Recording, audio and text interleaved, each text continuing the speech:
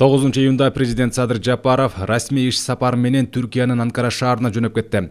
Иш сапардын алкагында Садыр Жапаров Түркиянын президенти Режеп Тайып Эрдоган менен эки тараптуу сүйлөшүүлөрдү жүргүзөт. Мамлекет башчылары түрк тилдүү мамлекеттердин кызматташуу кеңешинде кызматташууну тереңдетүү тууралуу пикир алышат. Ошондой эле Кыргызстан менен Түркия ортосундагы стратегиялык кызматташуунун жогорку кеңешинин 5-жыйыны президенттердин катышуусунда өтөт. Расмий иш сапардын алкагында президент Садыр Жапаровдун Түркиянын улуттук жыйынынын төрагасы Мустафа Шентоп менен жолугушуусу күтүлүүдө. Садыр Жапаров Кыргызстан менен Түркиянын ортосунда бизнес форумга да катышат. Ошондой эле ал Түркиянын борбор Анкара шаарында иштеп жүргөн Кыргыз Республикасынын жарандары, студенттери жана диаспоралардын, коомдук бирикмелердин жана уюмдардын өкүлдөрү менен да жолугушат.